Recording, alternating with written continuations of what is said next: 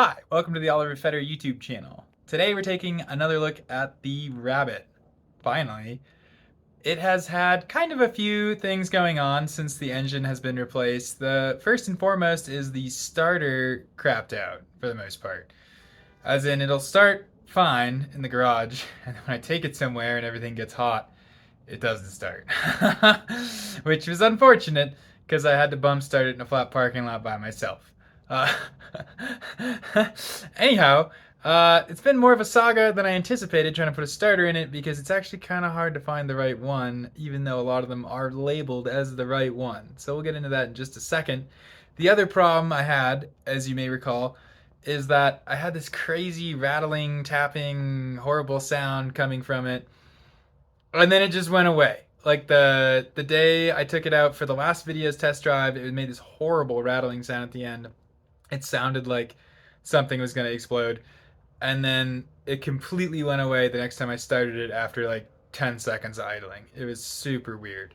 So, my theory on that one is like one of two things. Might be the pump, maybe, but it still runs, so I don't know. And the other theory is that I need to back the timing off, which isn't even really a theory, it's just I definitely need to back the timing off of it. I have the injection timing on this set super advanced. So, that also might correspond to the fact that it's hard to start when it's warm because the injection timing's overly advanced. And in other news, I left my tripod in my Ford and my Ford is broken down. It's in Crested Butte and it's not here. So I'm filming with my phone today. Please bear with me. Okay, so this is the starter I just got in. This is the original starter. As you can kind of tell, this part is fine. That's gonna work. It's gonna fit just fine on this end. And the flange is the same, but you can see the bodies are like way different. Like this one's way smaller. So I'm a little skeptical. I mean, this is a really old starter, so maybe it just is bigger and these put out the same amount of power. But I'm concerned that this one won't spin it. And this is diesel specific. I already messed up once, and there you go. That's a new starter, and it's not diesel specific. And look at the difference in length on these bad boys. So the one in the car right now is even smaller than this one, which is even smaller than the original. So, and currently when I try to start the car, just to show you what's going on with this starter, this one is new obviously, but it's super underpowered, so check this out.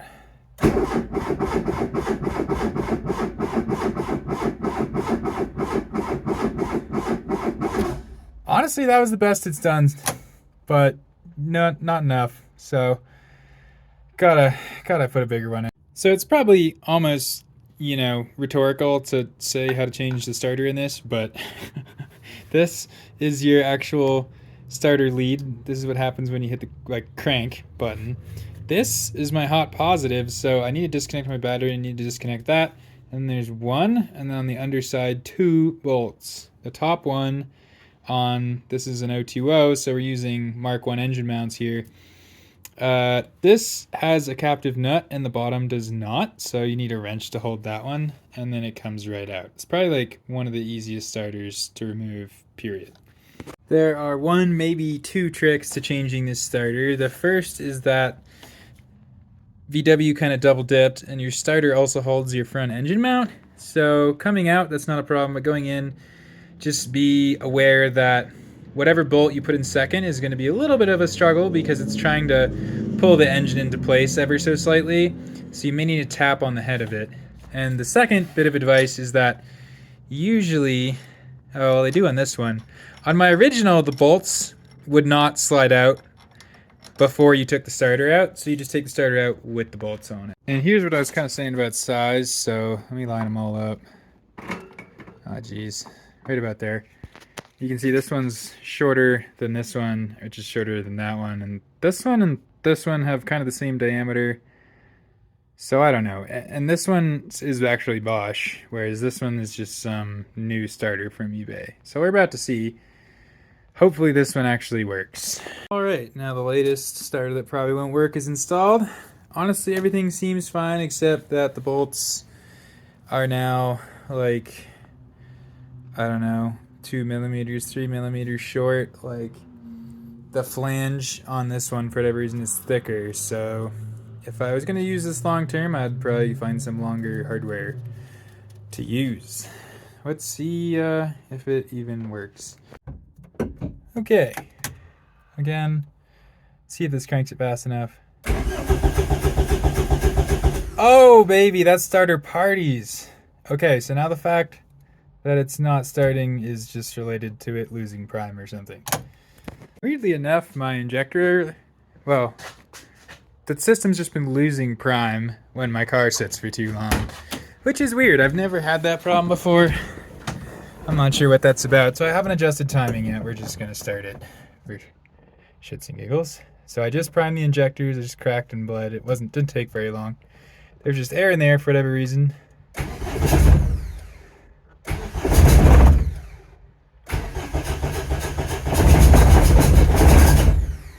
Interesting.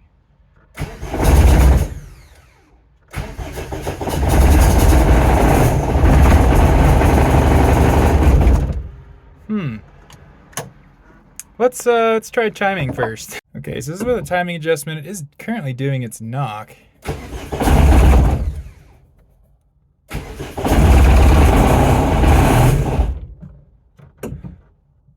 Interesting.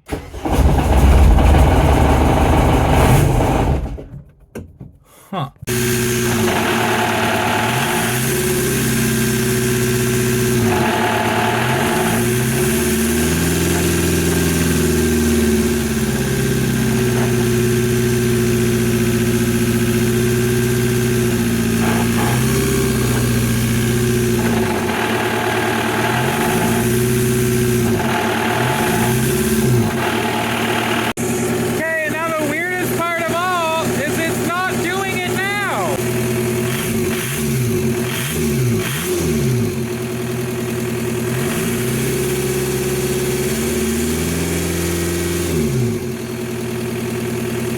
That's so weird.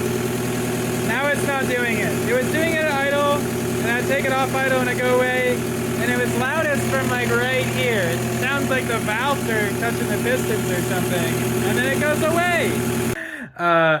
That's the noise. It's fucked up. Okay, it sounds like the pistons are actively smashing the valves, and then it goes away all of a sudden, and it runs beautifully. It is so freaking weird. I have no idea. Like, it's loudest from, like, combustion chamber area when I use a stethoscope to probe. But none of those sounds I would normally expect to go away and then the car to run okay. Normally, I feel like you hear a combustion chamber sound, meaning, like, rod knock, valves hitting pistons, any of these sounds. Normally they won't go away, and normally if they do go away, your car doesn't run after. So I don't understand why I'm having this horrific sound and then all of a sudden it's disappearing. It's really fucking weird. Like, I got good oil pressure, engine's just a little bit warm, you know, everything else checks out. It's so strange. Okay, it's another day, another dollar, and yeah, you see what the problem is. It's this weird death rattle I get, and it sounds horrible, but it's only at low RPMs, and then it goes away entirely on its own, which is freakish. So, my thought slash my spidey feelings, spidey senses, say fuel pump needs looked at, and kind of for two reasons. The sound is loudest from the combustion chamber, but you also hear it in the pump itself, like with the stethoscope. And the injectors get really loud. And the fact that it's only at idle slash like moving the throttle changes the sound, really makes me think we're dealing with an injection problem. Even though the sound itself sounds like rod knock or like valves hitting pistons, but then it runs fine later. And if you had a bottom end or an engine assembly problem, there's no way it would run fine or go away. Neither of those things make sense.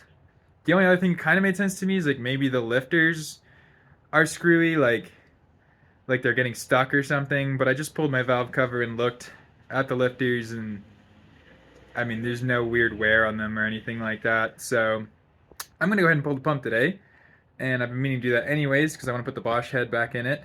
and I want to take that little spring out because that's known to fail. So maybe, just maybe, we'll find something wrong in the pump today, and or by taking it apart and fiddling with it, we might fix whatever the problem is. The other thing I've noticed is that it seems like it loses prime, which is really weird, which would also be a pump thing. Normally, once you've bled your injector lines, there's no reason it should lose prime. Like there's valves inside the delivery valves that act like check valves. There's no reason for that fuel pressure to bleed and air to get in there. So I think that's a pump thing too. So I'm glad to be taking the pump off the car and inspecting it today. So without further ado, I'm just going to rip it off and we'll take a look at it on the bench. Okie dokie. Well, we have the pump torn down for the most part. And what I found is what I expected, actually. And I'm not sure this is the rattle problem, but it would kind of make sense. First off, this new aftermarket head is actually doing fine. It's trucking right along, good lord, English. And I'm still probably gonna swap the Bosch unit in here, but there's no reason this pump head is having a problem, which is great. It all looks fine. I inspected the shaft and it's not scored or anything. Cam plate also looks fine. Rollers looked less fine, and that's kind of where it gets interesting. Let me see. I was trying to pull this out, and I don't think it's going to go unless I take the rest of the pump apart, which is unfortunate.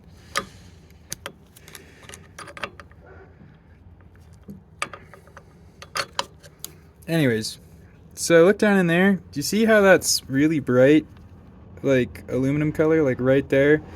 That's scoring from stuff grinding around, which it shouldn't be because this moves okay. And lo and behold, I found that the preload spring was broken. At first inspection, I was like, oh no, it's not, it's fine. And then I found this little piece of it sitting around. And sure enough, if you look at this end, it's nice and flat. And if you look at that end, it broke off. So that little piece was just in there grinding around. And I would expect that's plenty enough for it to be the problem, in that it was getting stuck between the cage, and the cage being the timing cage, and the rollers and the pump wall, and I'm sure that's not good. I'm not a professor of these things, but I'm sure it's not what you want. So that, I think, was my problem. Unfortunately, I kind of feel like I should tear the pump down more, or at least fill it up with diesel and rinse it out to get any kind of metal debris that might be in here, so I don't ruin my injectors. For just shits and giggles at this point, I'm gonna fully tear this down, because I actually haven't done that before. I haven't taken everything out of the case. The rest is pretty standard. I forgot for a minute, you gotta push the throttle lever all the way through. This guy right here has to go all the way through. And cage is out. You can kind of see what I was saying. It's a little scored up. Not bad, but not good. And I'm going to take the governor off, and I want to stop here and make a note. This screw here is important. It's set a certain way. So you have to count the number of turns it takes to get it out and put it in that exact same number of turns in order for your governor to work right. Okay, and this is about all there is to it. Fuel comes in there, goes in there, gets hit with this vane pump, comes out over here. Other than that, input shaft was a little hard to get out because there's paint on it. I'm going to sand / clean the rest of that off so it goes in nicely. And there's a few tricky things, like the vanes want to fall out of the pump. And this all has an orientation that I probably already messed up. And this has a key that goes to there that looks like this. Besides that, it's all pretty good. I'm just going to clean it really well and put it back together. Okay, so right now I have most of the guts back in the pump, but I wanted to measure preload and K-factor, which are two things I usually don't check. Right now this is preload, which is in a dumb way. It's just how much the plunger sticks up when it's not tightened, aka with these springs relaxed. So we're at 6.3, and I think you want to be somewhere between 6.5 and 7.5 for like an MTDI setup. And the way you can adjust this is by changing out, it's these washers down here. You can switch how thick they are, and that gives you different options basically. So you see here, this is what I was talking about. These washers sit on those spring holders, and you can adjust the total thickness by changing which washers. Now I only have two options here because I have two heads to pick from, so I can see if I can get like 7mm combination out of these two. Okay, here she is, fully rebuilt. So I took everything apart, I cleaned everything in diesel fuel. I mean, cleaned and cleaned and cleaned. Everything is spotless. Everything's assembled right. Everything rotates okay. I actually set preload this time, which is where it's just sitting on the table. I nailed that, so I upped my preload to 7.1mm. Unfortunately, I went to set K factor, which there's a little spacer that goes between the plunger and the cam plate, and I just don't have the right spacer, which could honestly be part of the reason I might be getting less fuel than totally possible out of the 11mm setup. But I'm absolutely certain beyond a doubt that the pump is clean and assembled correctly. So I'm excited to put it on the car and see if our death rattle resurfaces or if that was it. Alright, so we're all plumbed and in the car. I actually have run it already. And it ran a little weird. Not in like a horrible way, but just like it idles too low because I haven't set the screws yet or anything. So I need to set that now, like fuel screw, idle screw, those kind of adjustments.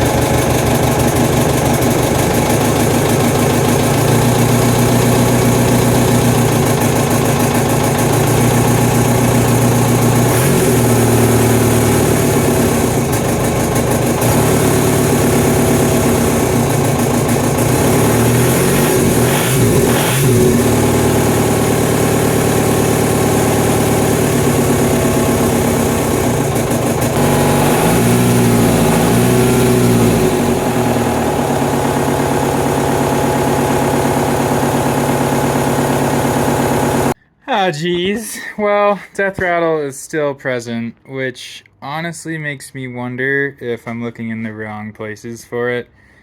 Like, fuel pump is what it is. Honestly needs that spacer and whatnot. But what's weird is, here in the garage I was just idling, everything was fine, no problems. And then as soon as I just pulled it out to go get a car wash, because I just covered the front of the engine in diesel, right back to death rattle, and I bet you it'll do it right now for a minute. I'm gonna do it just for a second.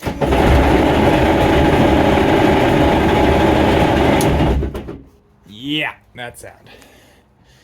But honestly, after checking the transmission, it kind of sounds like it's coming from there. So I think I need to pull the transmission next and just inspect everything.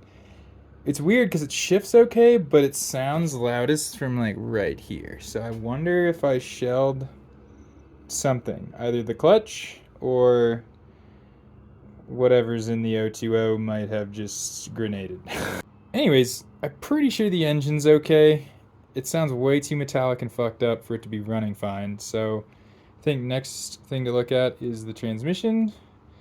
Gotta pull this apart, see what happens. Thanks so much for watching. One thing at a time here. This was how to replace your starter and quick fuel pump teardown with fun facts about fuel pumps. I will be, at some point, when I actually have my camera and tripod and everything, going over pumps more. Especially maybe once I find this 3.3mm spacer I'm looking for. We'll pull it back apart, we'll talk about K factor, we'll talk about other things, we'll show you how to do it. And yep, looks like I have to pull the transmission. Really don't want to do that.